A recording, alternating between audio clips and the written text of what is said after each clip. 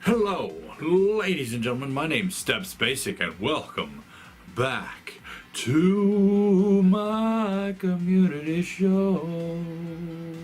Oh yeah. I'm tired, so I had to go a little mellow for you today. I couldn't be the upbeat person I usually am because it's late at night. I'm getting ready for a big day tomorrow, busy day. Probably not going to have any time to edit this tomorrow. So I'm going to have to do it all night.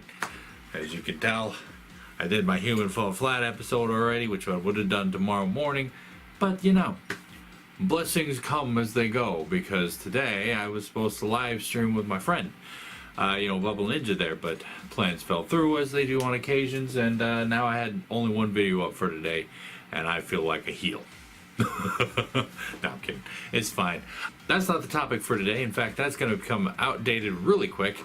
In fact, next week, y'all are going to be looking back like, what did Stepsbasic put out last week? Oh, doesn't matter. But now, today, I have a little bit of a special little video for you today. Kind of a sneak peek, as it were, into a video that's going to debut on my other channel eventually. But it's an idea or a thought that I had when I was discussing rather energetically discussing with my brother the ramifications of dismissing something based on the fact that it's cliche. And you know what? We can both make a lot of good points about this sort of stuff. Me being the storyteller as I am, I can enjoy a good cliche every now and again because it makes things a little easier to write. At the same time, if your thing's just all cliche, then it's just predictable and not very enjoyable. And that's kind of what the topic of this video is about. This video is about enjoying the storytelling rather than the story told. It's kind of an interesting little aspect that I brought up, and I thought to myself, man, that's profound. Who gave you that idea? Because I know you ain't smart enough to think of that yourself. Hey, don't talk bad about yourself or I'll poke you in the eye. You got it, dude. But anyway, and that's the topic of this video. Because if you look at your video games, you look at, well, basically any media anywhere, you'll notice a pattern. And you'll see memes that'll pop up like saying Star Wars is the same as Harry Potter, because it's about an orphan child raised by his aunt and uncle, such and such, only to find out he has mystical powers. Yeah, on the surface, if you say it like that, yeah, they both sound the same, don't they? But then when you actually watch the movies, completely different. With the exception of the baseline story. And that's the sort of thing that I'm here to talk about. You know, you got cliches, you got your tropes, you got your overused narrative structures, and other such things. You got characters that you've seen 100 times, and in video games it's even worse because you got the same gameplay factors coming in.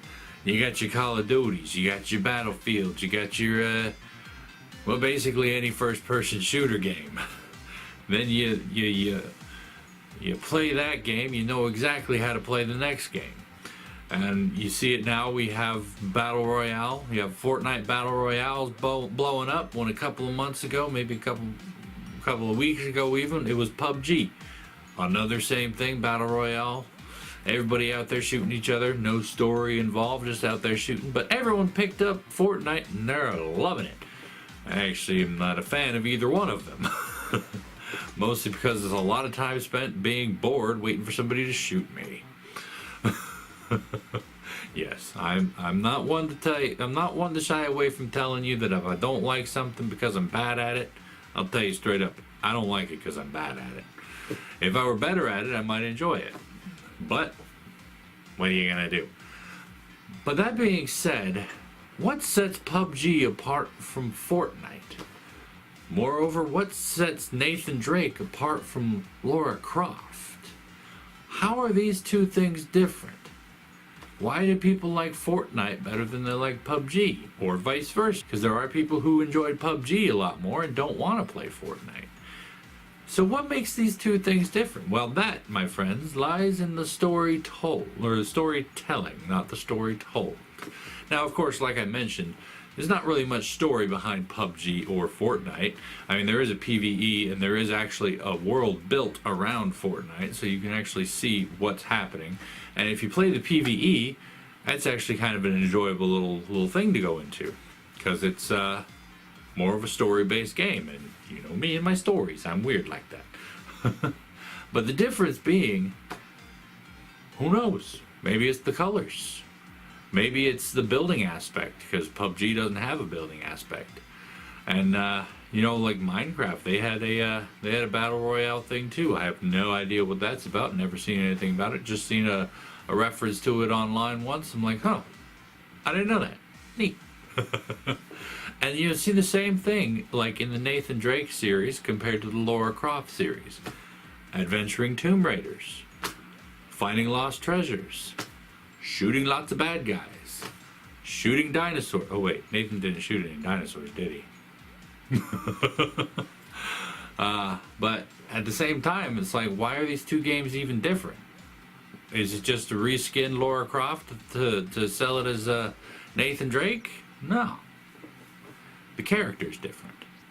Lara Croft and Nathan Drake are two highly different characters.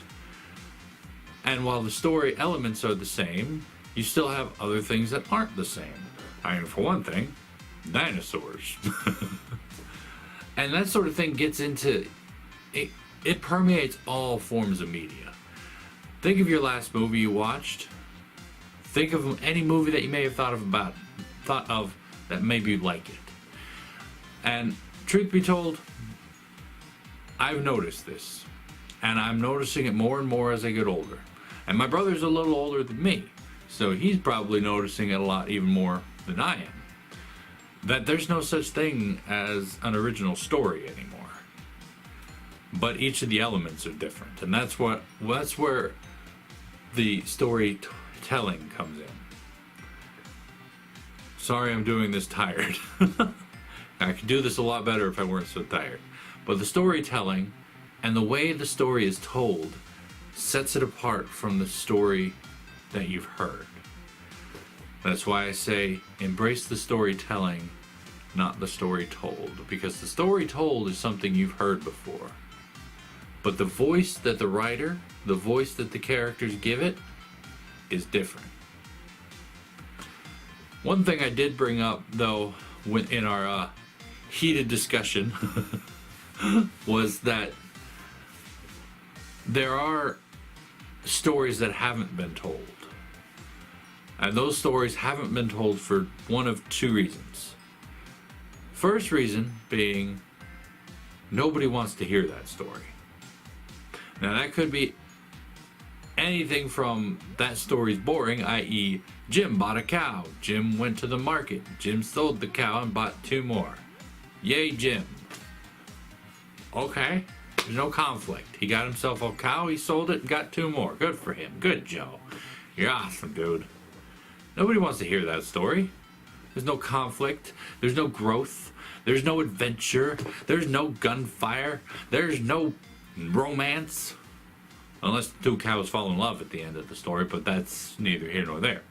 Or, second reason, is it's horrifying. And when I say horrifying, I don't mean it's a horror story. I mean horrifying. Think Black Mirror. That is the collection of stories that to me are the most original stories I have heard in a long time. Because their stories are nightmares. Not just horror stories, horrific stories. The first episode, just think of that first episode. I'm not going to go into detail here in case there's young viewers, but the first episode of Black Mirror cements into your mind why these stories haven't been told before. Those are the types of stories that get in your mind. The ones that are really dangerous. And that was something we both agreed on, is that while there's a lot that goes into making a story, the stories that haven't been told are the ones that nobody really wants to hear. And thinking back, one of my favorite movies of all time is a movie that I hate. It was beautifully shot. It was spooky. It got into your heart. Emotionally driven. And it was black and white. The movie Schindler's List. Excellent cinematography. Excellent movie. All told, all around, one of the best movies I have ever watched to date.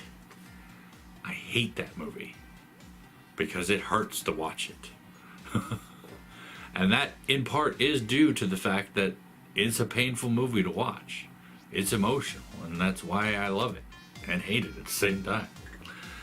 It's a story that nobody wants to hear, but nobody can look away from. All told, getting back onto the topic at hand, you know, the two types of stories nobody wants to hear are the ones that are never told.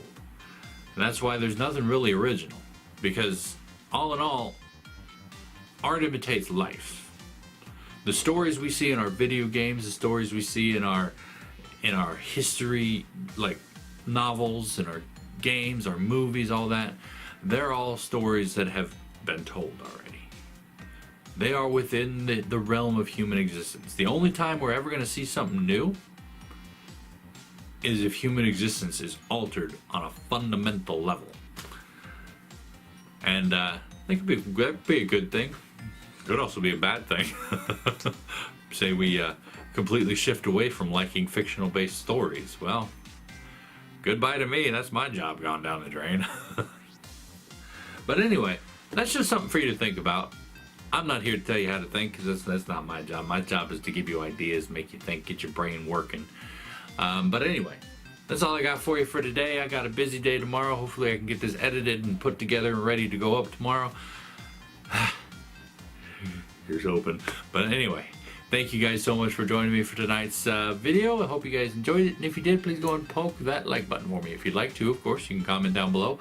And I will get back to you as soon as I can, when I can, if I can. You know, all that jazz. And tune in next time as we talk about something else at a different time. And until then, good night.